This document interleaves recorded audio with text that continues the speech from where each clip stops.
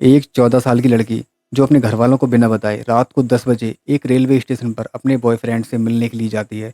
अब वहाँ पर एक ऑटो वाला उस लड़की को किडनैप कर लेता है। किडनैप करने के बाद वो रात में ही उस लड़की को एक सुनसान जंगल में ले जाकर उसके साथ 2-3 घंटे तक रेप करता है। रेप करने के बाद वो ऑटो वाला एक होटल में उस लड़की को 12 लड़कों के हवाले सौंप देता है और वो 12 लड़के उस लड़की के साथ पूरे 24 घंटे तक बारी बारी से रेप करते हैं। रेप करने के बाद उनमें से एक लड़का उस लड़की को एक रेलवे स्टेशन पर छोड़ देता है और उस रेलवे स्टेशन पर दो सफाई कर्मचारी उस लड़की की यह हालत देखते हैं और उसकी इस मजबूरी का फ़ायदा उठाकर वो उस लड़की को बहला फुसलाकर वहाँ से ले जाते हैं और 2 दिन तक वो दोनों सफाई कर्मचारी उस लड़की के साथ रेप करते हैं। इस तरह से उस लड़की के साथ 14 से 15 लोगों ने रेप किया था। अब रेप करने के बाद वो दोनों सफाई कर्मचारी उस लड़की को एक ऐसी ट्रेन में बैठाल देते हैं जो ट्रेन भारत के एक हिस्से से दूसरे हिस्से की ओर जा रही थी। आखिर वो लड़की कौन थी, कहाँ से आई थी और कहाँ गई, और उसके साथ ये सब कैसे हुआ, क्यों हुआ और किस किस ने किया। इस वीडियो को बनाने का मेरा सिर्फ एक ही पर्पस था। मैं इस केस से आपको अवेयर कराना चाह रहा हूँ और मैं आपको बताना चाह रहा हूँ कि कभी भी अगर हम कहीं फंस जाएं ऐसी कंडीशन में, अगर हमें कोई अनजान व्यक्ति कुछ खिलाए या पिलाए तो उसकी बातों में कभी नहीं आना है। और मैं अपनी माँ बहनों से हाथ जोड़कर विनम्र निवेदन करता हूँ कि कभी भी आप अगर अकेले हो तो कभी भी किसी की बातों में मत आना। जैसा इस लड़की के साथ हुआ, मैं नहीं चाहता किसी के भी साथ हो, इसलिए मैं इस कहानी से आपको अवेयर कराना चाह रहा हूँ, आपको सचेत कराना चाह रहा हूँ ताकि आपके साथ कभी भी ऐसी घटना ना घटे। तो चलिए शुरू करते हैं इस वीडियो को। दोस्तों, मैं विवेक भारद्वाज स्वागत करता हूँ आपका आज के इस क्राइम शो में। दोस्तों, इस कहानी की शुरुआत मुंबई के पुणे रेलवे स्टेशन से होती है, जहाँ पर एक 14 साल की लड़की रात को 10 बजे अपने घर वालों को बिना बताए अपने बॉयफ्रेंड से मिलने के लिए रेलवे स्टेशन पर जाती है। और वहाँ पर वह रात को 10 बजे पहुँच जाती है, लेकिन उसका बॉयफ्रेंड वहाँ पर नहीं आया था।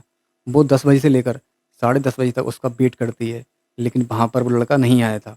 जब वो लड़का वहाँ नहीं आता है तो वो लड़की रोने लगती है और परेशान होने लगती है। अब उस लड़की की इस हरकत को सामने खड़ा हुआ एक ऑटो वाला नोटिस कर रहा था। अब वो इस लड़की के पास आता है और पूछता है कि बेटा क्या हुआ, तुम क्यों परेशान हो, क्या मैं तुम्हारी कुछ हेल्प कर सकता हूँ। तो इस लड़की ने उसे बड़ा समझकर सारी बात बता दी, क्योंकि वो परेशान हो रही थी। उसे एक सहारे की ज़रूरत थी कि शायद उसके थ्रू वो अपने बॉयफ्रेंड से मिल सके। और वो लड़की उस आदमी को पहले तो ये बताती है कि वो कहाँ की रहने वाली है, उसके माता पिता क्या करते हैं, और वो फिर बताती है कि मैं यहाँ पर एक लड़के से मिलने के लिए आई हूँ और मैंने अपने घर वालों को नहीं बताया है, और मैं उस लड़के का फ़ोन लगा रही हूँ तो उसका फ़ोन भी ऑफ आ रहा है। फिर वो आदमी उस लड़की की सारी बात सुनने के बाद उससे बोलता है कि बेटा आप परेशान मत हो, वो आ जाएगा। और इतना कहते हुए वो आदमी स्टेशन से बाहर चला जाता है। अब 10 से 15 मिनट बाद वो आदमी उस लड़की के पास फिर आता है और उससे कहता है कि बेटा आप जिस लड़के से मिलने के लिए आई थी वो लड़का बाहर खड़ा हुआ है और उसने मुझे भेजा है आपके पास कि अंकल जाओ उस लड़की से बोल देना कि वो मुझ पर गुस्सा ना करे। मैं बहुत शर्मिंदा हूँ क्योंकि मैं लेट हो गया हूँ, उस लड़की को समझा देना कि वो मुझ पर नाराज़ ना हो। उस आदमी की ये बात सुनकर उस लड़की के दिल में प्यार जग जाता है और वो खुश हो जाती है कि उसका बॉयफ्रेंड उससे मिलने के लिए आ गया था। उसी वक्त उस ऑटो ड्राइवर के हाथ में एक पानी की बोतल लगी हुई थी। उसने उस लड़की से कहा कि बेटा पहले पानी पी लो फिर चलते हैं दोनों। उस बोतल के अंदर एक नशीला पदार्थ था और उस आदमी ने वो बोतल उस लड़की के हाथ में दे दी और उसने वो पानी पी लिया। अब पानी पीते हुए वो लड़की उस आदमी के साथ धीरे धीरे बाहर की ओर चलने लगी। थोड़ी दूर आगे बढ़ती है, उसके बाद उस लड़की को चक्कर आने शुरू हो जाते हैं। अब वो लड़की जैसे ही गिरने वाली थी उससे पहले उस ऑटो ड्राइवर ने उसे पकड़ लिया।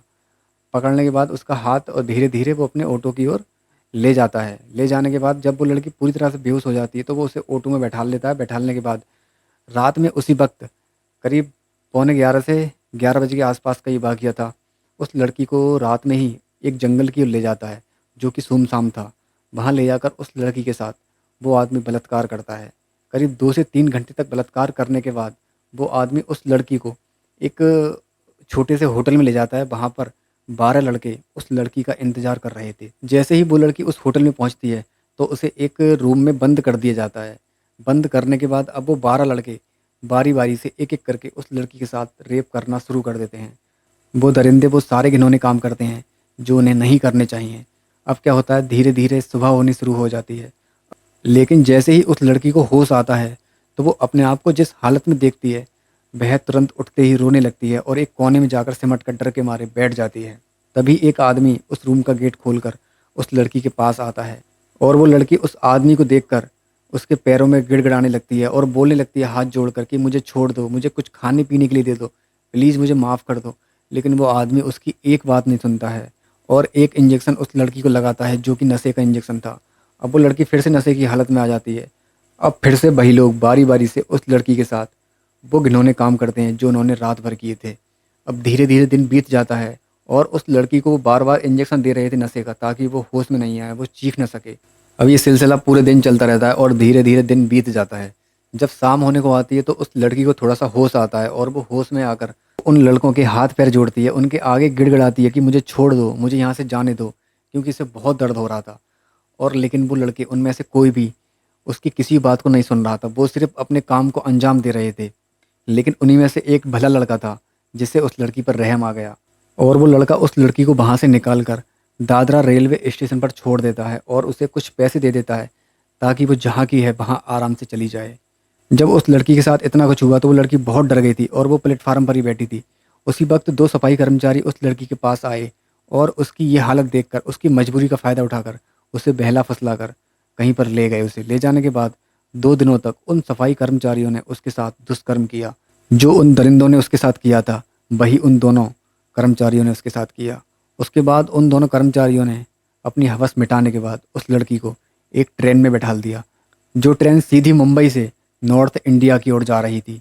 अब वो लड़की उस ट्रेन में बैठी है। कई 100 किलोमीटर का सफ़र तय करने के बाद वो लड़की चंडीगढ़ पहुंच जाती है।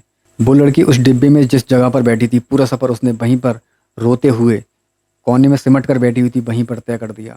अब ना जाने कितने सारे लोगों की उस पर नज़र पड़ी होगी, लेकिन किसी ने भी उस लड़की का दर्द नहीं समझा। उससे एक बार भी ये नहीं पूछा कि बेटा तुम्हारे साथ क्या हुआ है? तुम क्यों रो रही हो? तुम क्यों परेशान हो? फिर जैसे ही ट्रेन चंडीगढ़ रेलवे स्टेशन पर पहुंचती है, तो वहाँ पर एक जीआरपी जवान की नज़र इस लड़की पर पड़ जाती है। अब वो इस लड़की के पास आता है और इससे पूछता है कि बेटा आप क्यों परेशान हो? क्यों रो रही हो? क्या मैं आपकी कुछ हेल्प कर सकता हूँ?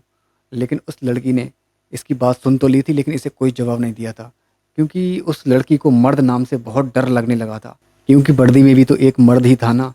लेकिन वो जवान समझ गया कि इसके साथ कुछ ना कुछ गलत हुआ है, क्योंकि उस लड़की के कपड़े फटे हुए थे और वो रो रही थी और उसकी ये हालत देखकर वो समझ चुका था कि इसके साथ कुछ ना कुछ गलत हुआ है। और वो जवान उस लड़की के पास से हटने के बाद चाइल्ड वेलफेयर कमेटी को फ़ोन करता है और वहाँ से एक महिला अधिकारी आती है और वो उस लड़की को वहाँ से उठाकर पहले उसे खाना खिलाती है, उसे पानी पिलाती है, फिर उससे पूछने की कोशिश करती है उससे, लेकिन वो लड़की उसे कुछ नहीं बताती है। फिर धीरे-धीरे वो महिला उसे एक माँ की तरह प्यार देती है अपना और माँ की तरह उसे हैंडल करती है। तो कुछ घंटों के बाद वो महिला उस लड़की का दिल जीत लेती है और वो लड़की धीरे-धीरे अपनी सारी बातें उस महिला को बताना शुरू करती है।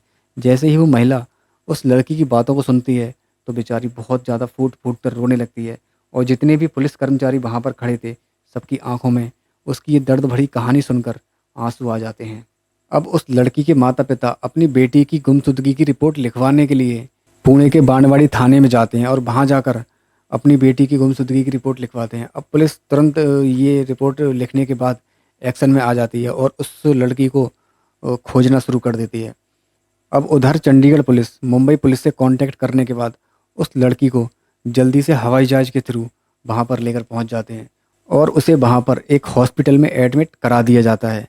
अब मुंबई पुलिस उस लड़की से सारी घटना के बारे में जानने की कोशिश करती है, तो वो लड़की मुंबई पुलिस को अपने साथ हुई पूरी घटना के बारे में बताती है कि मैं ऐसे-ऐसे एक रेलवे स्टेशन पर गई थी और वहाँ पर मुझे एक ऑटो वाले ने किडनैप किया था और मतलब जो भी उसके साथ हुआ था वो सारी बातें वो मुंबई पुलिस को बता देती है। अब मुंबई पुलिस उन दरिंदों की तलाश में लग जाती है और उस लड़की के घर से लेकर पूना रेलवे स्टेशन तक के जितने भी रोड पर लगे हुए सीसीटीवी कैमरे थे, उन सभी को खंगालना शुरू कर देती है। उसी वक्त पुलिस को एक कैमरे से जानकारी मिलती है जो कि पूना रेलवे स्टेशन के बाहर लगा हुआ था। उसमें ये था कि ऑटो वाला उस लड़की को उस ऑटो में डालकर ले जा रहा था। अब उस कैमरे में उस ऑटो का जो है नंबर आ गया था। उस नंबर के थ्रू पुलिस ने उस मालिक तक पहुंचने की कोशिश की। अब पुलिस ने उस ऑटो ड्राइवर को गिरफ्तार कर लिया और उस ड्राइवर के थ्रू वो जो 12 लड़के थे वो भी पकड़ लिए। उसके बाद उस लड़की ने 2 सफाई कर्मचारी जो बताए थे, जो कि रेलवे स्टेशन पर उसे बहला-फुसला कर ले गए थे, उन्हें अरेस्ट करना बाकी था। अब पुलिस उन तक पहुंच जाती है और उन्हें भी अरेस्ट कर लेती है। अरेस्ट करने के बाद इन सभी को कोर्ट में हाजिर किया गया और वहाँ पर इन पर बलात्कार का मुकदमा लगाकर इन्हें सलाखों के पीछे डाल दिया गया। लेकिन इनकी ये सज़ा काफ़ी नहीं थी, इन्हें तो फांसी होनी चाहिए थी, क्योंकि अक्सर इस तरह की घटनाओं को अंजाम तभी देते हैं लोग जब उन्हें पता होता है कि हमारे साथ कुछ नहीं होगा, 2-4 साल जेल काटेंगे और आ जाएँगे। तो दोस्तों ये थी इस 14 साल की बच्ची की दर्द भरी कहानी जो मैंने आज आपको सुनाई। दोस्तों इस कहानी को आपके सामने लेकर आने का मेरा सिर्फ़ एक ही पर्पज़ था कि मैं आपको ऐसी घटना से अवेयर करा सकूँ। क्योंकि अक्सर हम लोग जो है कभी-कभी अकेले सफ़र करते हैं, अगर हम कहीं पर भी फँस जाते हैं ऐसी कंडीशन में, तो हमें क्या करना चाहिए? आपको एक बात का हमेशा ध्यान रखना है कि अगर आप अकेले हो या फिर आप किसी के भी साथ हो और अनजान जगह पर और अनजान आदमी अगर आपको कुछ खाने-पीने के लिए दे रहा है, तो आपको नहीं खाना है। चाहे वो आपको कितना भी फ़ोर्स करे, आपको कुछ नहीं खाना है। और अक्सर ध्यान रखना क्योंकि ऐसी घटनाएँ अधिकतर ट्रेन में ही घटती हैं। ऐसे लोग आदमियों के साथ तो बस ये करते हैं कि उन्हें लूट लेते हैं, उनका मोबाइल वगैरह है, पर्स वगैरह, पैसे वगैरह सारे निकाल लेते हैं। लेकिन जो फ़ीमेल होती हैं, हमारी माताएँ-बहनें होती हैं, उनके साथ वो बहुत गलत कर देते हैं कभी-कभी तो। तो बस यही था आज की इस वीडियो में। दोस्तों अगर आपको मेरी मेहनत पसंद आई हो तो प्लीज़ एक लाइक ज़रूर करना और अगर आपका कोई भी ओपिनियन हो इस केस को लेकर तो प्लीज़ कमेंट बॉक्स में ज़रूर देना ताकि मैं देख सकूँ उसे। और कमेंट बॉक्स में अपना नाम ज़रूर लिखना कि आप मेरी वीडियो कहाँ से देख रहे हो और मैं भी देख सकूँ कि मेरी यूट्यूब फैमिली कहाँ तक है, किस ज़िले से देख रही है और किस स्टेट से देख रही है। तो चलिए दोस्तों आज की वीडियो में इतना ही। आगे तो अपने भाई विवेक भारद्वाज को मिलता हूँ नेक्स्ट वीडियो में।